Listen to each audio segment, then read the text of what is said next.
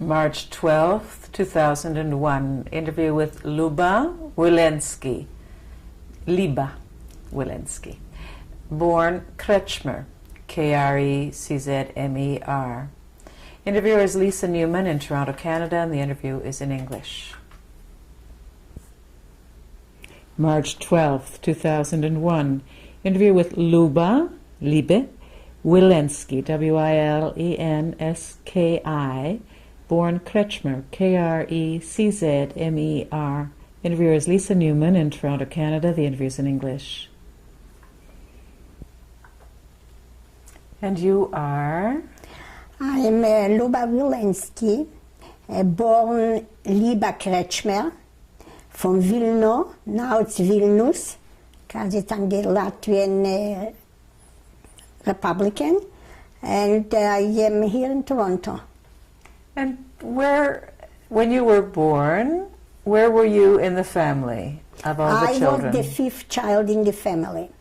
My sister Chaya, and then a brother Heschel, my sister Shendel, another sister Rivka, and me, Liebä. And you're the baby? I'm the baby. I was the baby. And if we just follow forward, what has happened to each of them? Chaya? Chaya is alive. She lives here in Toronto. She has a family. And her last name now is? Her last name is Portnoy. And I believe she was interviewed for Yeah, she was interviewed for this occasion. And my sister Shendel, she was liberated together with us. She lived here in Toronto, and she passed away 30 years ago.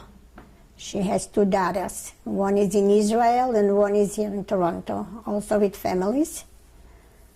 Then my brother passed away, not passed away, but he was kept in Vilna during when the Nazis came in. It was that time was the Hapunes. They called them the Hapunes. What does that mean? They grabbed people from street and they plain killed them. How do you know? We know because he didn't come home. And my sister Rivka, went out to go to my sister Shendel into the city because we lived out of the main center, and we never saw her again. So she was also grabbed from the street. She was sitting in jail in our street, and we didn't know. But when they start to take out the people who they grabbed from the streets, to take them to Panar, to kill. People saw her also there. So my mother went to try to ask the police to release her, but they didn't do it. And she was killed in Panar. When was that? And this was in 1940, when the Germans was already in Vilna. And then it's me. And then you. Yeah, me, I was all the time with my parents till they took us to the ghetto, Vilna ghetto. But going back before that, tell me your father's name. My father's name is Shlomo. My mother's name is Hedy, Hodel. And what did your father do? My father was a tinsmith. He worked for the Polish army. He covered the roof from the buildings. Was that in Vilna? That was in Vilna, yes. And my mother had a textile store. She was a business lady.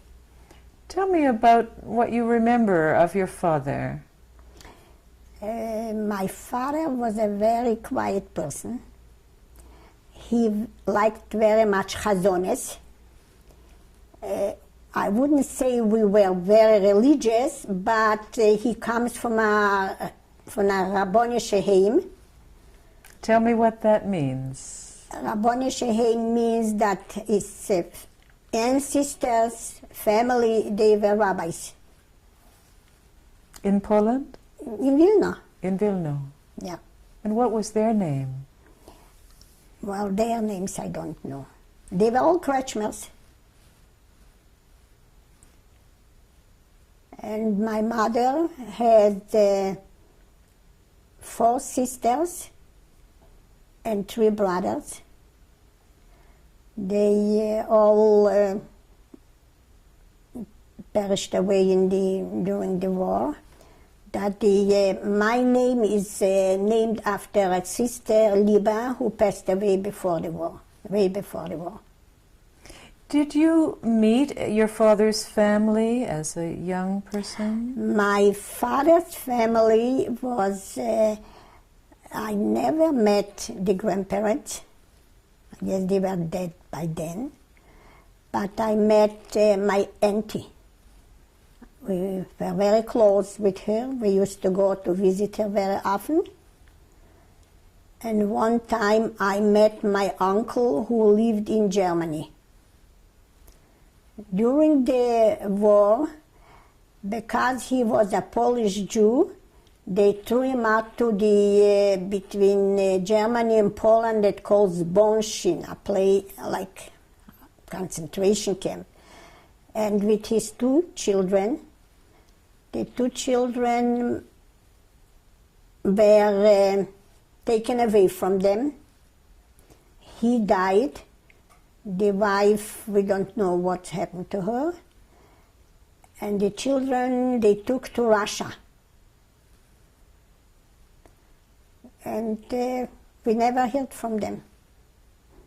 Was your uncle a rabbi as well? No, my uncle was not a rabbi. He was a fourier in Germany. And I think we'll see a picture of him. Yeah, there is a picture of him when he was a young man. Also, it's a picture of my father when he was young too. Tell me about life in your home. You shared a room with your sisters? Yes, we shared a room with my sister Rivka. We got along, I guess, okay. We were very disciplined children, and everybody was educated. Tell me about the education. My sister Chaye, this one who she's alive, she finished high school, and that time she went to learn for a trade. Which trade? Sewing, tailoring. Dressmaking, actually. So she finished gymnasium? Yes, she did finish gymnasium, yes.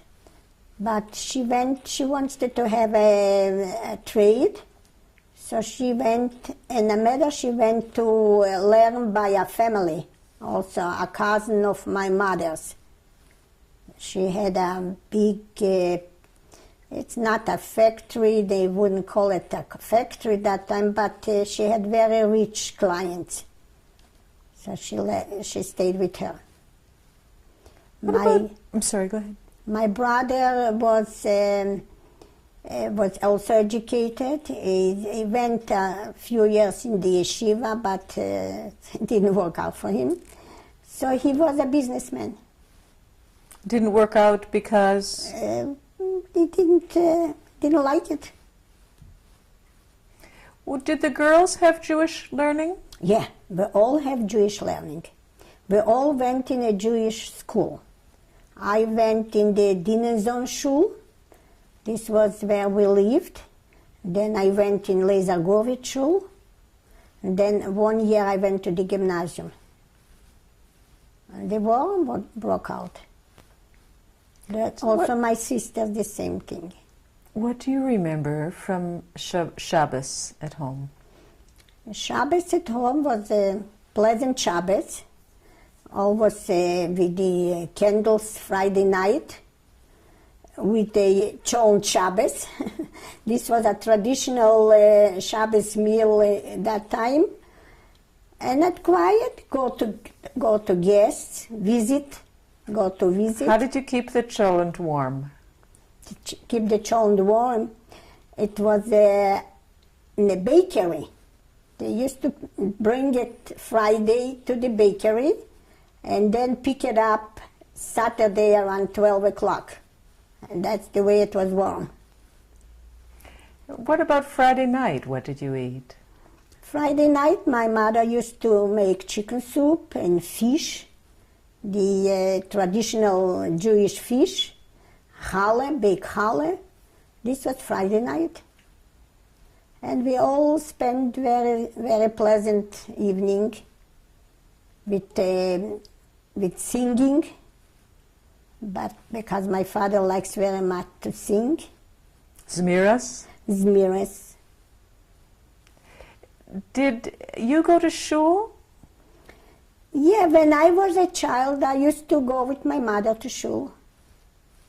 Yes, I remember I stayed outside with other kids because the shul was packed with worshippers.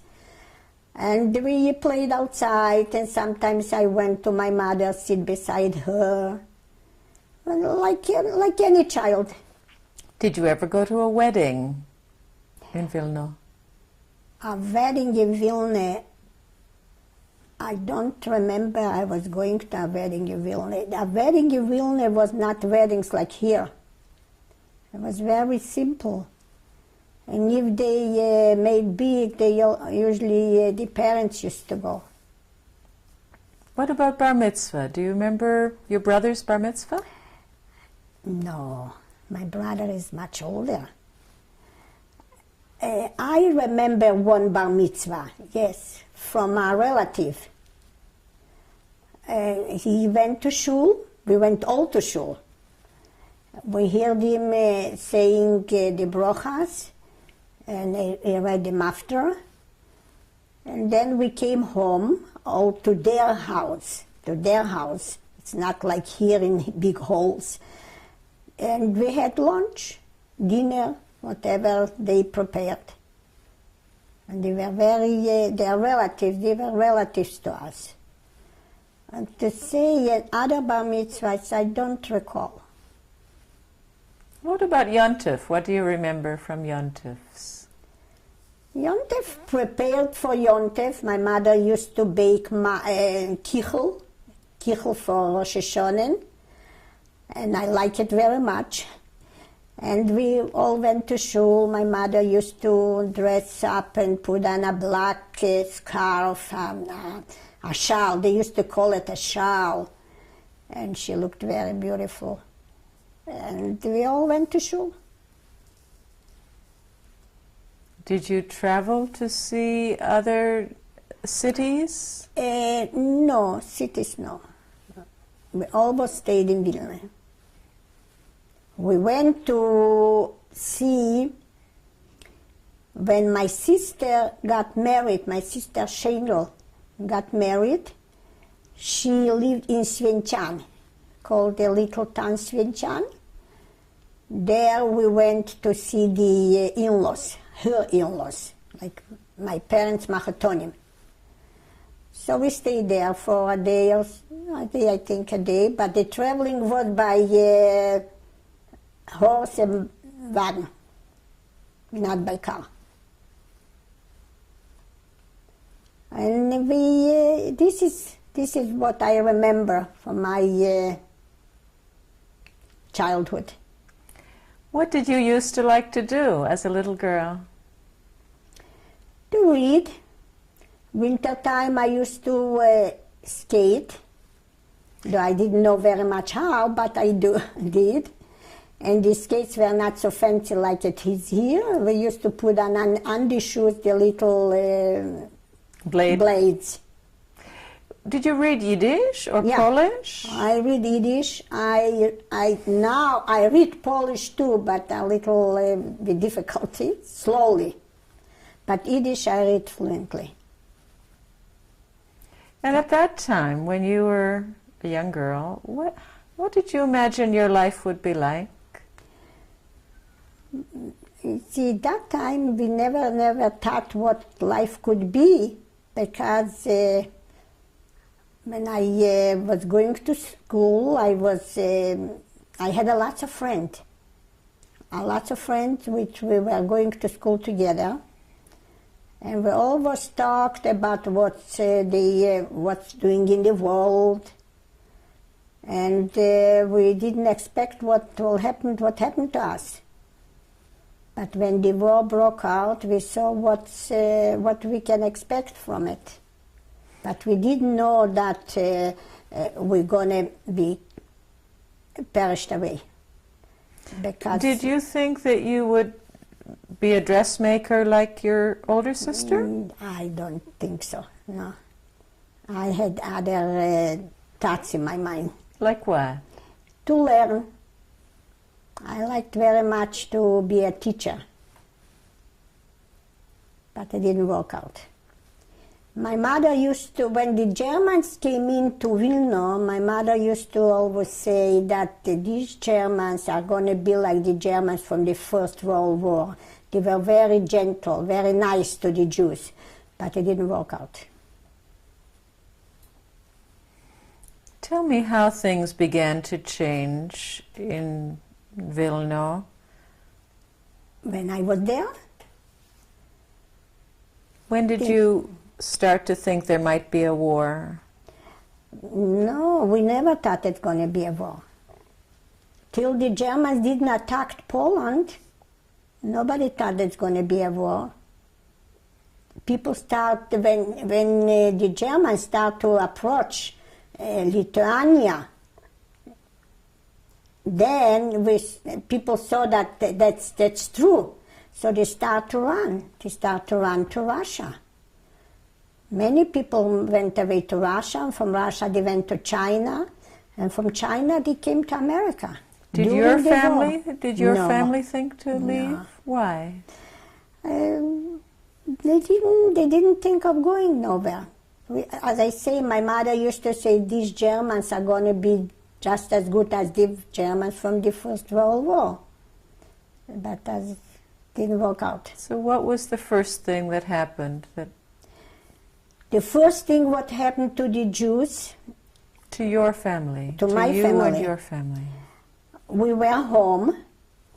I remember an episode. We lived on an upper, I don't know how to say. Our apartment was over a store, and we had a balcony. And the Germans knew that there are girls living in that apartment.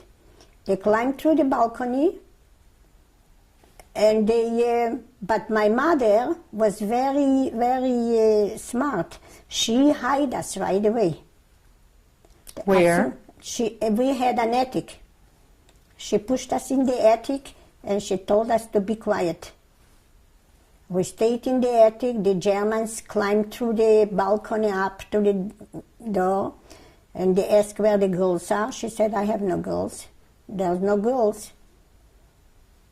And they stayed a while. She gave them something to drink, and they left. But since then, we were very careful. How long did you stay in the attic? In the attic a whole night. And this attic really saved us because they bombarded the city. And we were hiding there. I remember an episode, it will never go out of my mind. We used to live across from the military bases. It's not actually across, it was a couple blocks away, but we could see it from far away. And I saw one time a man was photographing the bases. I was outside and I noticed that, but never thought that he's a spy or whatever. And then the Germans came in to Vilna and started to clean it up, the Jews. And what was the first thing then that happened to your family? We stayed in the house, in the apartment, and then when they start to collect us all and to bring us to the ghetto. The ghetto was in the center of the city. It was a very small streets, very narrow streets. We actually came into my mother's uncle's apartment. And where was that? What street? This calls Yatkever Gas. They were not there already because they liquidated first the Jews to be able to put in other Jews there. They cramped us all in one apartment, 3-4 families. We stayed there maybe about 3-4 months. And then they liquidate that part and they send us over to another street, not city, but another street. And this was Wילנסקי Gas. Before you were sent to Wילנסקי, what did you do for food? What we did for food is we had brought some food with, and also they allowed us once a day to go out to work.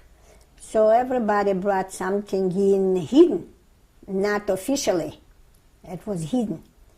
When my father worked for the Germans, he used to get some food there, but to take it out was not allowed for him. So he had a box made of tin. And underneath the bottom, he made like a little place to hide something, and he used to bring us some food from where he worked. But if they would find this by him, they would right away kill him. It was not allowed. So people slowly died of hunger. During those months, he was still working. Yeah, he was still working. Till they liquidated Vilno. They start to liquidate everybody. Tell me about going to Wילנסקי. You went to Wילנסקי Gas? That's right. And what was there? This was also a ghetto. It was a ghetto where we stayed there. Why did you move there? We didn't move. They moved us. They moved us from Yatkever to Wילנסקי Gas. Not everybody had the opportunity to get into the Wילנסקי Gas because it was not a very big street. There was a few, actually was a few streets. It was Rudnitsky Gas, and they covered this up with, they made a fence around these streets. The windows who came out to the main street, Zavalny Gas was calling it, they boarded up, so nobody could see what's doing on the other side. And people lived. They were waiting what's going to happen. And then they start to do cleanings. They calling it ramen, the Jews. So they wind up the Jews and they put them in lines and they took them to the Panar. And there where they shot them. What did you yourself see of that? What did I... You saw people being put in lines? Yeah. Matter of fact, my sister Chaye, she was catched on the street, and also they put her in line, and she marched already to go to Panar. But on the way, she somehow slowly moved out from the line on the sidewalk. The sidewalk was full of Polish people. They stood and laughed. They were laughing. And she slowly mixed it in with the people. And she came back to ghetto. She was lucky. She was not caught. And They would, instead to put her back to the line, they would shot her right on the spot. That's what they used to do. So then what happened next? She came back. She came back. We lived for a while. Then it came the time when they liquidate the ghetto altogether. And when they liquidated the ghetto altogether, they brought us in a place was called Rasso. This was like a field. And they start to make selections. They selected us. I remember vividly that they hanged two people, a man and a woman, because they wanted to run away and they wanted to scare us off. So when they were selecting us, it was right and left. My mother went to the left. The Gestapo pushed me to the right, and my sister, because I was holding on to her. So I came up to the Gestapo. I said, I want to go with my mother. So he pushed me away to the right. And this is the way I survived. And my mother, they took it away in a concentration camp. I don't even know where. And what was the end of it, everybody knows. You never saw her again? No, never. My father was taken away to work, and people told us that he died in the camp. In which camp? We don't know. We don't know up till today what day and whenever, but people told us who survived that they saw him there and he died. It was very cold. The winters were very, very cold, something like here. And we suffered through. We had to suffer through. We had the will to suffer through. So at that selection, you went with your sister Chaya? Yeah, I was always with her. We stayed together till they put us in wagons, and they took us to concentration camps. We didn't know where they're taking us, but that when we came to that place, we know that it's a concentration camp. So there many girls tried to escape through the trains. It was not trains for human beings, it was trains for animals. So they tried to jump through, so they got killed.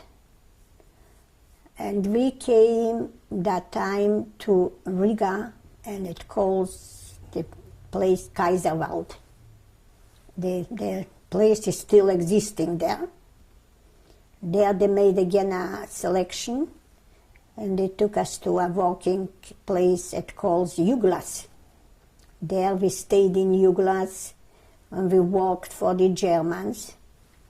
We're going to take a short break and change tapes.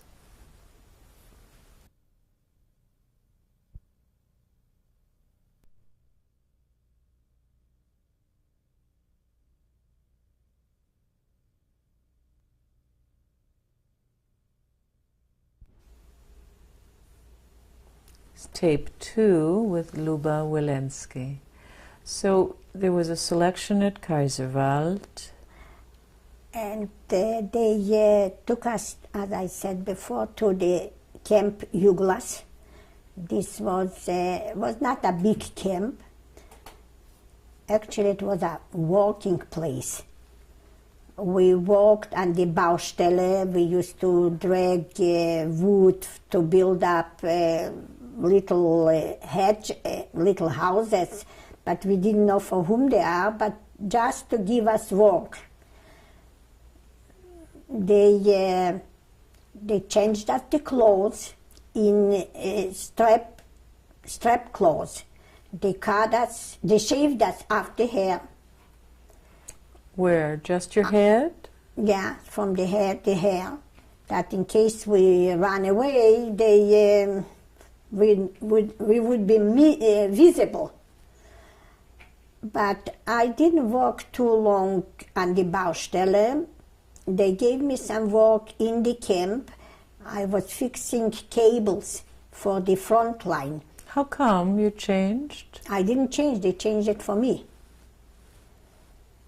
And the food was miserable. What did you eat? What they cooked. They cooked, the soup looked like charcoal. And it used to be there little pieces of pork, which I don't eat, so I never eat it. I give it to somebody else. I don't know if the person eat or not. But they used to give us once a day 1 slice of bread, a portion.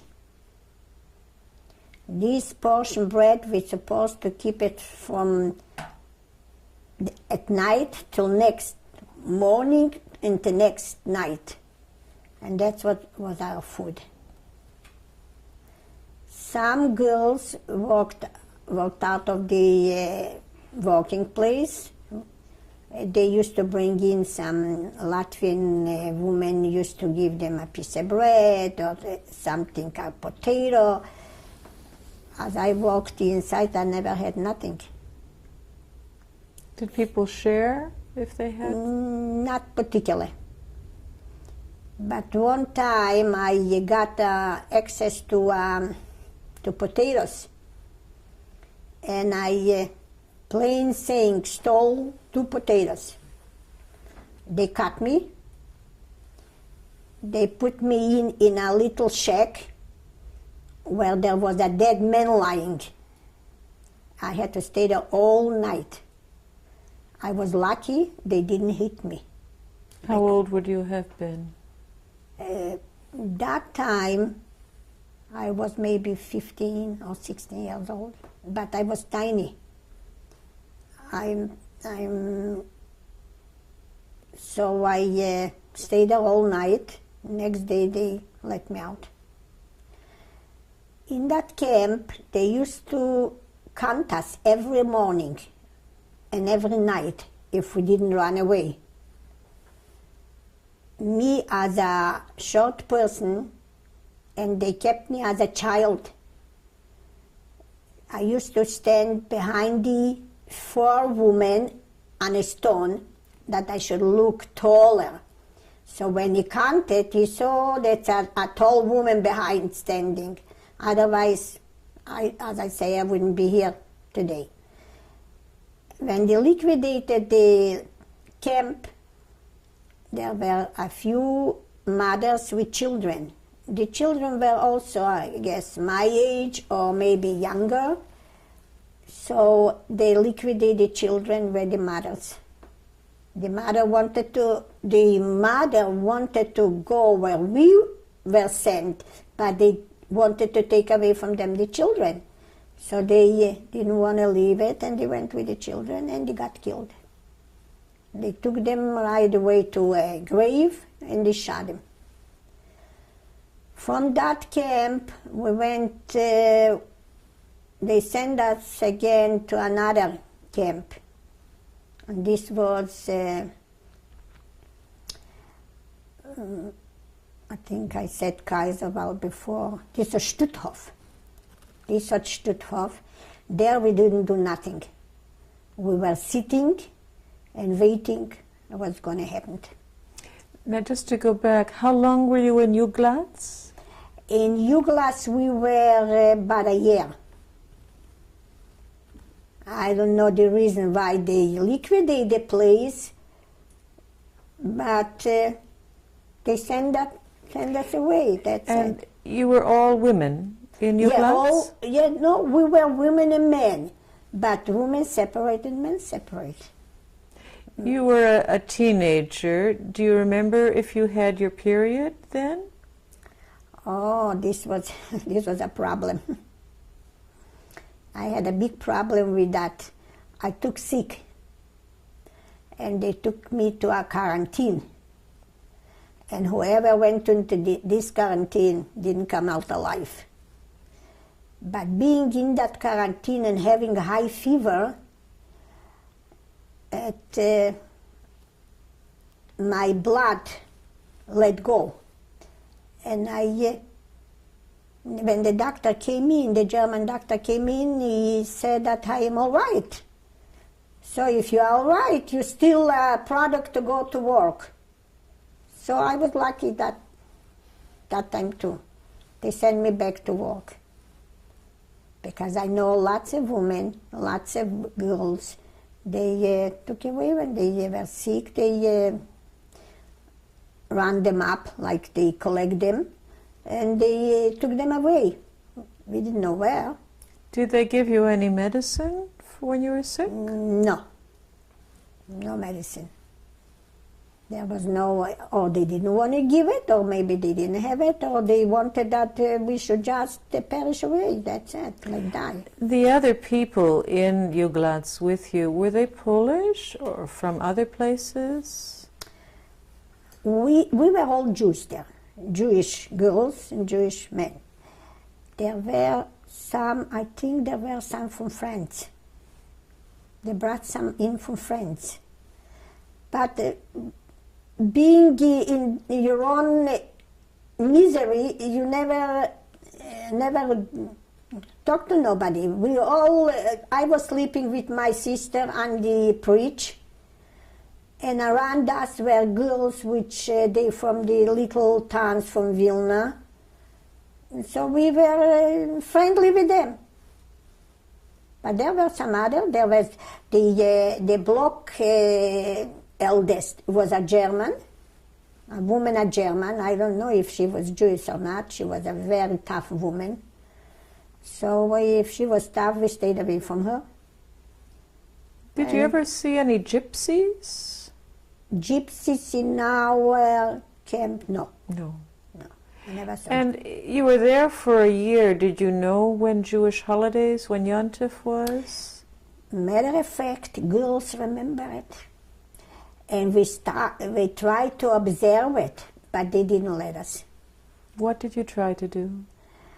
Yom Kippur, for instance, we tried to not eat the bread. So the Germans saw that we don't need the bread. Next day they didn't give it to us. At some other holidays we did it quietly. So it was everything has to be done very quiet. Do you remember any kind of davening, any davening prayers? No, everybody used to pray on their own, just in them, not loud, not in groups. We eat by tables. So that's what the only group was sitting by the tables. What about music? Do you remember any music? Music? No. Any? There was no music, no. If somebody had something fancy, they got it for that. No, music, we never heard music. Till we were liberated. And did they keep shaving your heads during that year? Not actually, no. We used to wear scarves, special scarves. They gave us all, like, it was matching to the uniform. But they didn't save us. But some girls wanted to shave them because of hygienic. Lice? Terrible. It was terrible. They used to put us in a bath and take us the clothes to an oven to disinfect this. And when they brought out the clothes, everybody grabbed it, whatever they wanted. It never went to me, my own. But we were happy to have the bath. We were happy to have the bath. What about shoes? shoes. I tell you, the shoes, they used to call it klumpes. Klumpes is a shoe made of wood. And that's what we had to wear it. And when the snow was, and we used to walk, the snow used to stick to that. That was murder. That was very, very uncomfortable. Girls had blisters on their feet. Girls used to freeze their fingers from the toes. It was terrible. But I don't know if anybody remembered that. Happened that I remember it. You remember? Yeah. Were you ever without shoes? No. Without shoes, not. But they didn't give us they didn't give us new shoes. We used to wear the same shoes all the time. Tell me about coming to Stutthof. Coming to Stutthof, as I mentioned it, we were in a big room, sitting four in a line. My sister Chaye developed on her shoulder some sores, and it was very, very painful. So I was sitting from one side, my other sister from the other side, that she shouldn't be touched. One time not one time, but we had to go to the washroom. But this episode was, I went to the washroom, and the workers were Polish also, girls, but they were also prosecuted, but they were already over us. And when I was in the washroom, I don't know, I didn't do nothing, so she came up with a stick, and she wanted to hit me over my head. But I protect my head with my hand, so she hit me over the elbow. And it was terrible. It was such a pain. But somehow the heart could take it. Food, we didn't have very much. They used to give us in a little, I don't know how to call it, the same black soup what I described before. But it was a very lucky time for me and my sister that it came a German woman and her husband. Her husband was a soldier in the German army. They took a few girls to work on the farm. And this was a relief for us.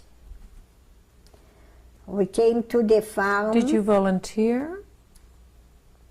They picked us. I don't exactly remember how it was, but I remember that we went to the farm. The name of the farmer was Volkmann. I remember like today, Volkmann. There was me, my sisters, me and Chaye and Schendel. There were two sisters also from Vilna. There were two Hungarian sisters. And we all lived in a stall. Not Cholile, they didn't give us a place in their house. But one time I wasn't feeling well, so the Volkmann woman, she took me to a doctor. Yeah, she was very generous. I was going with her on the train. People saw that I am not refugee, I'm a prosecutor person. A prisoner. So so they didn't approach me with anything. She brought me to the doctor. The doctor said that I'm undernourished. And so she took me back and she fed me. It was very nice of her. But when I came to my strength, she sent me back on the field to pick potatoes, carrots. But carrots we could eat, but potatoes we couldn't eat. Girls ate. The two Hungarian girls, they chopped up the potatoes and they ate. They ate raw potatoes? Raw potatoes. When I was in the camp Yuglas, there was a woman, she used to go and pick grass, summer pea grass. She had a little, very tiny little knife. We're not allowed to have anything. But she had a very tiny little knife. She used to chop up the grass and eat it. I was looking at her and I thought, how could she eat? But it looks like it was good. When you went on the train to the doctor with Frau Volkmann, Yeah. did you wear striped? Yeah. Oh, yeah. Clothing? I was in my uniform. But as I said before, the people, they looked at me. Maybe she explained it to them, because I saw she was talking to them, but I was standing and like they don't mind me. But it was very nice of her. She didn't send me back to the camp. Until they came and they rounded us up again, they brought us back to the camp. And from that camp, they started with us to walk, because they hear that the Russians are approaching. So they wanted to take us away as far as they could. One time they brought us to a point where they put us in a wooden boat, and they took us over the Weissel.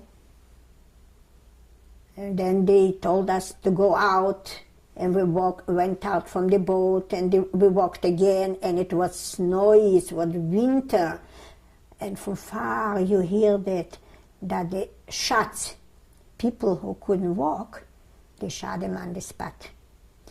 My sister Chaya, she couldn't walk. Her legs got so numb, so I and my sister Shendel, we took her under the arms and we used to drag her that she shouldn't stay behind. And till we were liberated. We were liberated in Danzig. And that was while you were still marching? Yeah. We were still marching.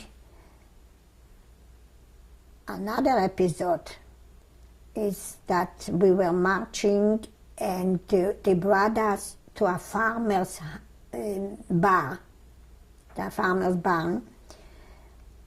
So me and my sisters and a few other girls tried to hide themselves in the straw, because the straw was so high. Winter time, they keeping the straw in a barn.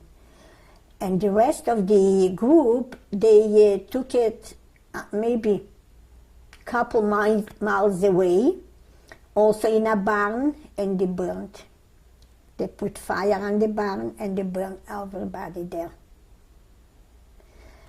But they find us, and they didn't took us to shot or whatever. But they brought us in a place where German soldiers were living. And they started us to question. When they were questioning us, we thought, oh, okay, what's going to happen, it's going to happen. But they were very nice. I must say they were very nice. They fed us. They kept us in the warm. And then they sent us back to our camp where we were liberated, May 1945. And where was that camp? It was also around Danzig. Danzig is a main city in Germany. One time it belonged to Poland. And we were there in a shower. It's not a shower to make a shower from water, but it's like a stall. And we slept on the ground. My sister Sendel took sick, very sick. She got the influenza. They're calling it here influenza. That time they called it typhus. But slowly she survived. We all three survived. And what was the place where you were liberated? Danzig. There was no other name than Danzig. And you were liberated by? By the Russian. by the Russian. We were liberated by the Russian, and they were not nice to us either, the Russians. They accused us to be spies, girls to be spies. And they asked us, how did you survive? Apparently you did have something to do with the Germans. That's the way they, but there was a Jewish officer, very nice person, I don't even remember his name, and he told them that these girls are prisoners. They were prisoners by the Germans. He was a Jewish officer in the Russian army. From the Russian army. And did he speak to you in Yiddish? No, I don't think he spoke to us in Yiddish. He spoke Russian, but we understand Russian, because we were 1 year under the Russian government. Vilna was 1 year under the Russian government. And then after we came out from that camp, we went to Bratislava. Bratislava is also a Polish city. We wanted to go to Vilna. So we boarded a train, not a train, it also was where they carrying kettles. And we came to the city, this was in Bratislava. We came to a Polish city. They took us off from the train. The Russian already took us off from the train. And they threw us in again in a camp. In a camp with Polish families or singles, which they worked for the Germans. They were traders for the Russians. They worked for the Germans. So we stayed there a while, maybe a couple of weeks. We wanted to run away from the camp, but it wasn't possible. So me and my sister Shendel one day went out, and we went in Bratislava, in the main center, and we find out that there are Jews. How did you find out? We asked if there are a Jewish organization or whatever. They said yes. So we went into the organization and we told them this story, who we are. They said, do you have somebody else there? We said yes, a sister. So we went back. We took her. This was everything that they watched. There were watchers, they watched. But we somehow went out, we went back to that place. From that place, they also sent us to Berlin. And Berlin was a big camp, and it called Schlachtensee. From there came many people from the concentration camps. There were already the Russian army. We stayed there for a while, maybe for a year or more, till they sent us to the cities in Germany where there was camps like Bergen-Belsen. There was many other camps. They sent us to these camps. We stayed there till they gave us access to go to Canada or to America, whoever they sent us. We came here. We were all single. Just to go back, you chose Canada. Did you think ever of Palestine? Or? Yeah, the Palestine was, you have to smuggle. You couldn't go into Palestine. Not legally? Not legally. You have to smuggle. Lots of girls smuggled. They were caught. They put them in another camp. I don't remember the name of this place. Till they be able to go into Israel, to the Palestine. So we didn't want to risk. Meanwhile, my sister Shendel was married. So she had a sister-in-law in New York. So we got in touch with her, and she used to send us parcels, clothing. Shendel's husband? He perished away. She even had a son. Her son was, his name was Michal. By my daughter was born a boy. I asked her to name him after. So she named him Michi.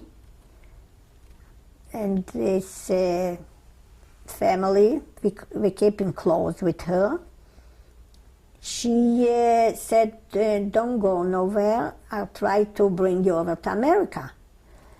But it was not so easy because she was not a family to us. So we tried to come to Canada, and Canada let us in. Did someone sponsor you? Yeah. Who? The Jewish organization. The Canadian Jewish Congress. Canadian Jewish Congress, yes. And you later married. You met your husband? I met my husband. I knew my husband from Bergen-Belsen because my sister Shendel lived in Bergen-Belsen. She remarried a second time. She had her daughter in Bergen-Belsen. And they came here because he was a tailor.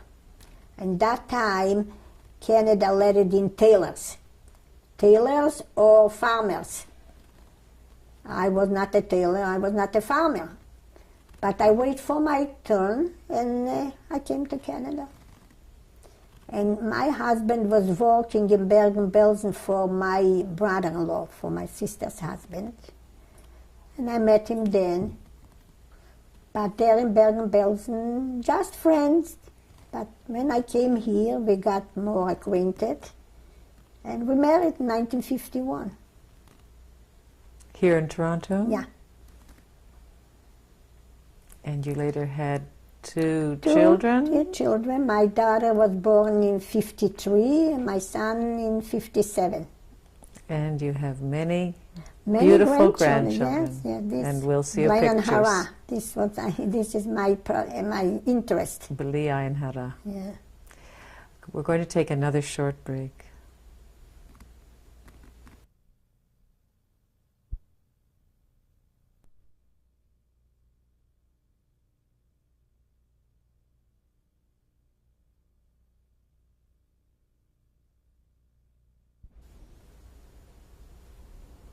This is tape 3 with Liba Wילנסקי. So just following up on your life in Canada, you married in 1951 and had two children. 2 children, yes. What other, you've been busy in these 50 years. Yes, what have you done? Busy, yeah, but when I married to my husband, before we were planning to buy a house. We bought a house on Ossington by Bloor, 8-room house. I took myself a room and a kitchen, and the rest was rented. So we paid it off $10,000 very fast. The house was only $10,000 worth.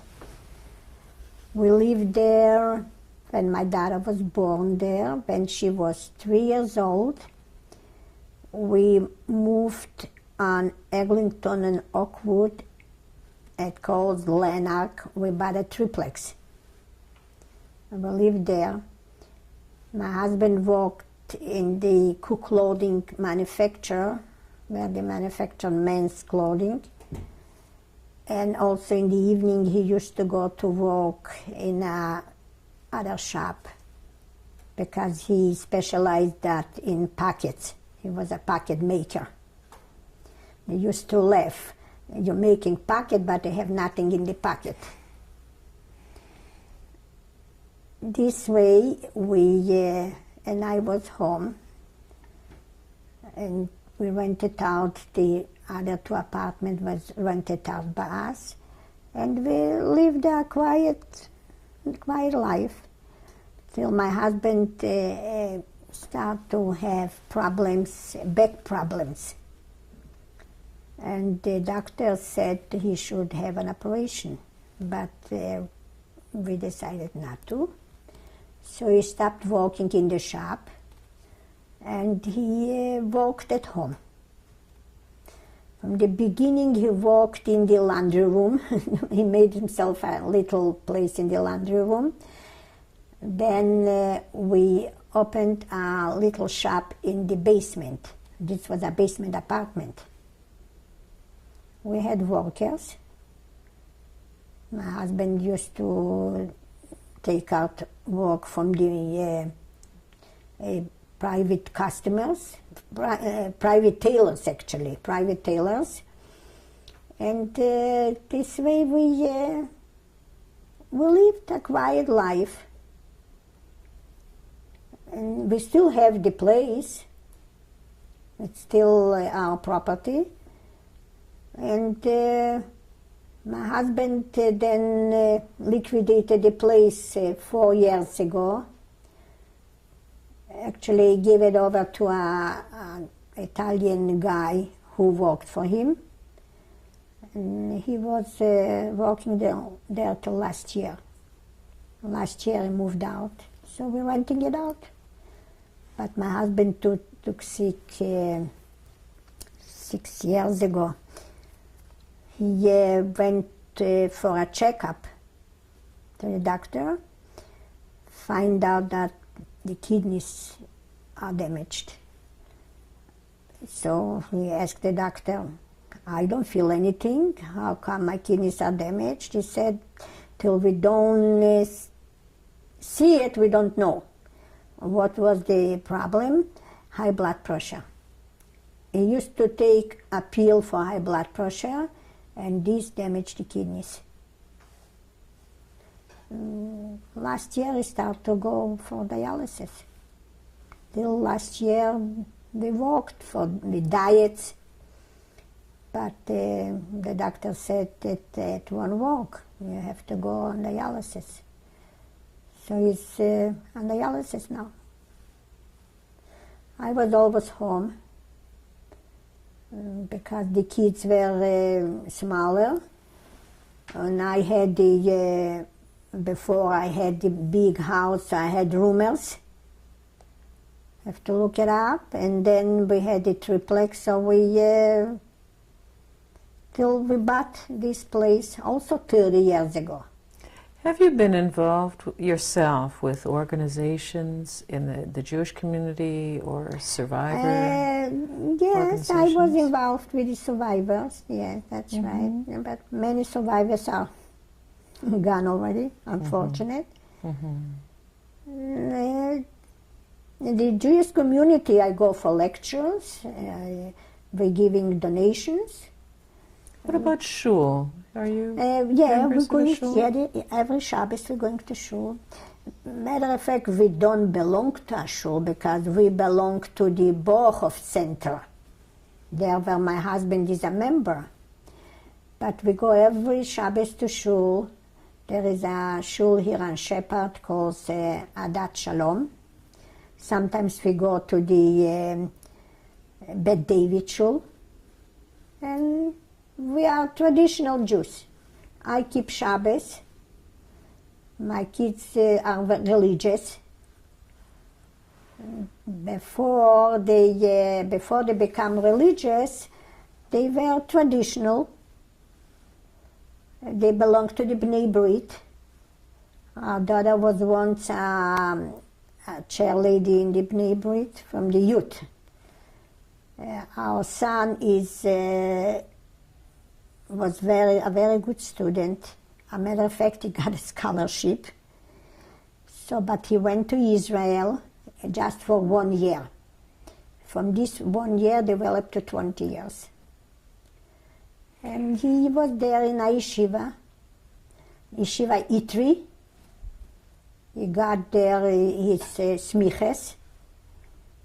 And afterwards he tried to bring in Judaism to not to children, but the adults, which don't know about Judaism at all. And he organized like groups.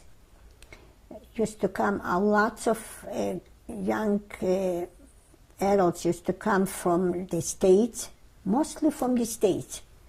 When we were there, when we used to come there, I used to see them all girls and boys only from the States, a few from here from Canada. Coming back to you, tell me how what you've been through in the Holocaust has affected your feeling of yourself as a Jew, your practice. It didn't affect me because I'm Jewish. You know, I could easily become a shikse. Because during the war, my mother used to send me out to the Goyish puyerim, like the farmers, for a little bit milk or a few potatoes. And they always used to say, stay here, stay here. I said, no, I'm going back to my family. Why did they want you to stay? I was cute. I was tiny.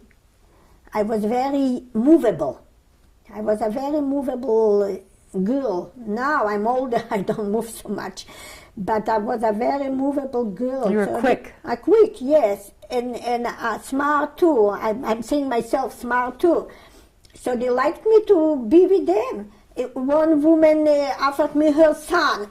I ran away. I was afraid. And I never had nothing to do with nobody. And I came back. I better suffer through. If I would suffer through it, I suffer through, I'm alive. If I wouldn't suffer through, so what happened to everybody would happen to me too. Did you believe that you would survive?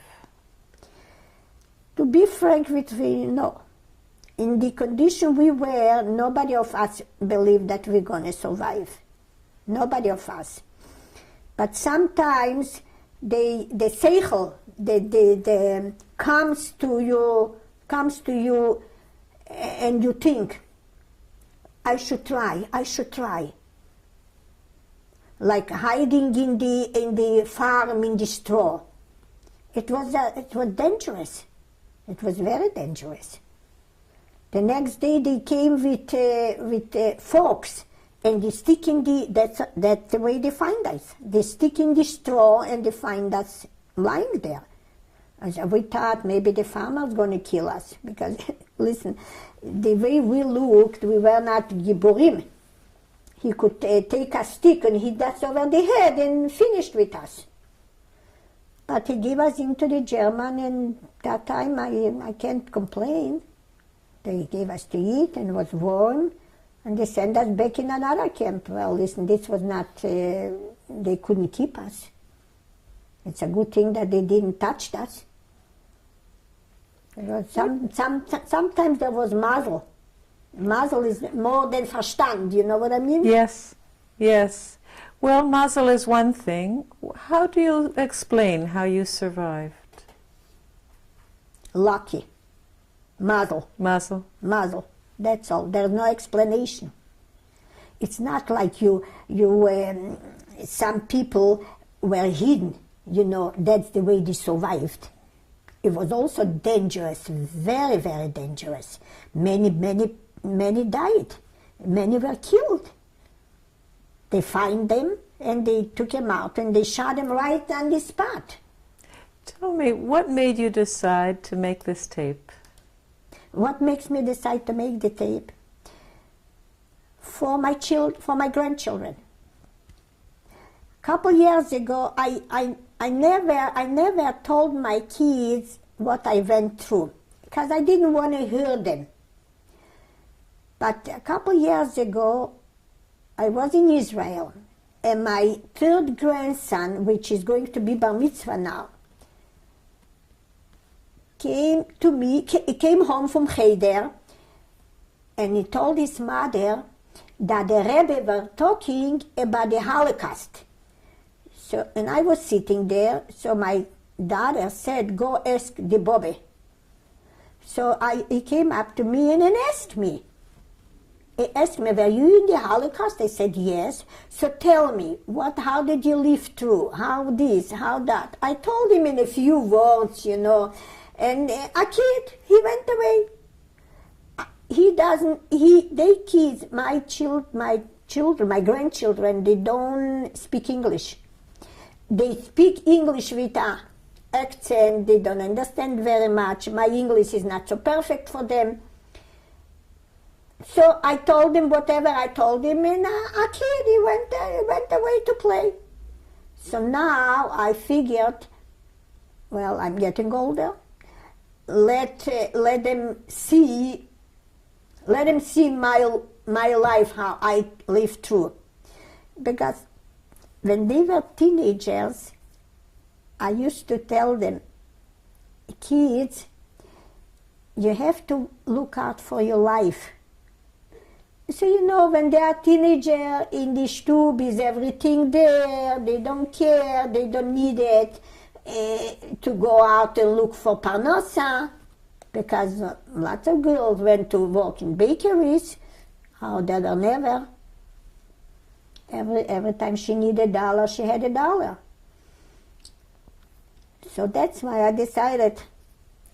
What do you hope, and this is the last question I want to ask you, but what do you hope people watching the tape, your grandchildren or others, would learn? To be frank with you, I don't know what they can learn from whatever I said, but they will see what I went through. I hope and pray and beg God every Friday when I'm lighting my candles, and I'm lighting 32 candles. I took them away from there. And I'm asking God that He should keep my children and my grandchildren alive, and all the Jews, the good and the bad. Because what's going on in Israel is not pleasant to hear and not pleasant to see. And my children don't want to move back. They're born here, but they don't want to move back. And we help them to situate there. We bought them apartments. As a matter of fact, we bought our daughter an extra apartment. She should be able to rent it out and have some parnassa. And my son fixed himself up a beautiful apartment. And in Yiddish should say, es soll nicht verstört werden. Because they live in a environment where it's very, very dangerous. And they live in Yerushalayim, in the old city, where they live beside Arabs. And it's not chas v'cholile.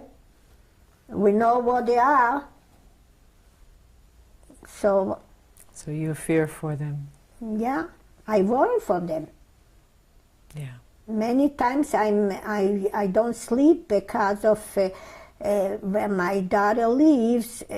Next door is an Arab family. Many times I'm asking her, how do they behave? She said, they're fine. But you never know, you know.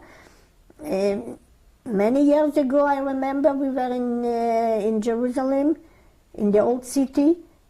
An Arab from a village came in the spot and killed a policeman. And this is not the first one. This is the many one, you know. Well, so you've certainly seen a great deal in your life. Oh yeah, I'm now, whatever I went through it in the past, I'm alive, I'm going with my life. But I worry now for my children, my grandchildren. Yeah.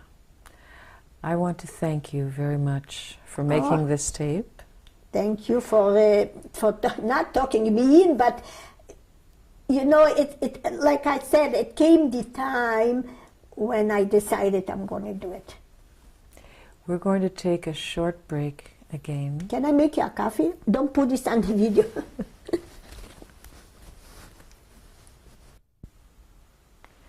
And this is... This is my mother. Her name was Hodl Strolovich. She comes from a family from 7 children. She was a very smart woman, businesswoman, and we loved her very much. We stayed with her till the last minute by selection. She went to the left and we went to the right. Me and my sister. Where was she born? She was born in Vilna. Her parents were religious people, quiet people. As a matter of fact, I remember my grandmother. She was a seamstress, and my grandfather was. He used to, if somebody broke a window, he used to put in windows.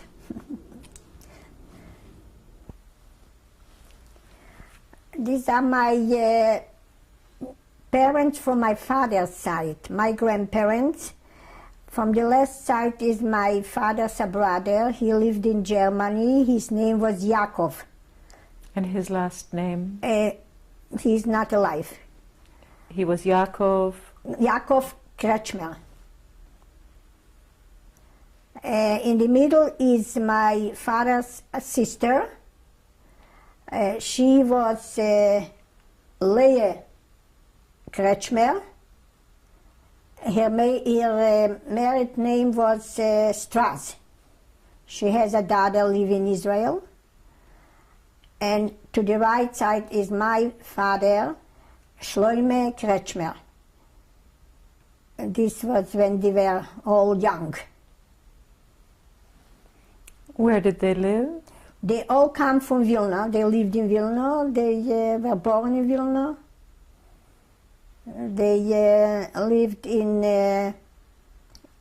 Paspeshk. It was called like a street Paspeshk. And what did your grandfather do? Sorry.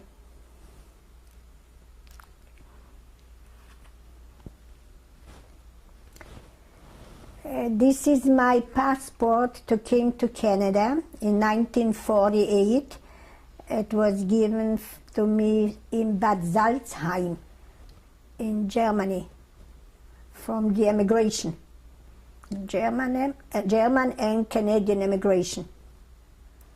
And I arrived here in Canada in 1949 on the boat Langford in Halifax.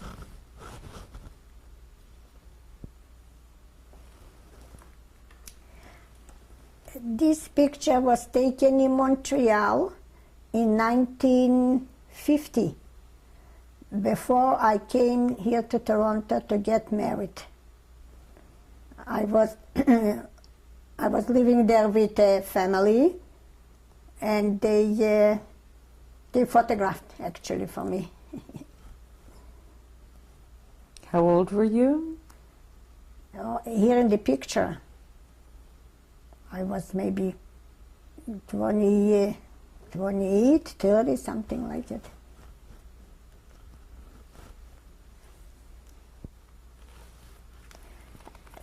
This is my son's family, David, Shloime David, and his wife Hannah, and now they have a 7th child, but this is the 6th children. The bar mitzvah of the oldest son, Anani, and then it goes Nuri, and then it goes the boys. These are the boys, Yudi and Tzuriel. These 4 boys, and the girls are older. The oldest is Ladia. She is now 17, and the other granddaughter is Naimi. She is 16.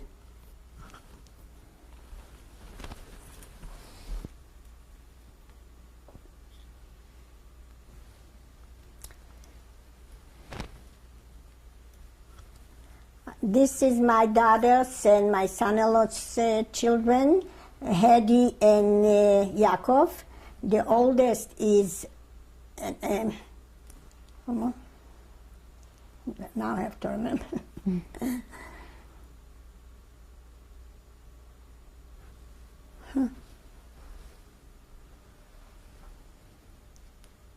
The oldest is Roni, Eliyahu, Sani, Michi, Yochanan, Yeshua, and Pinchas.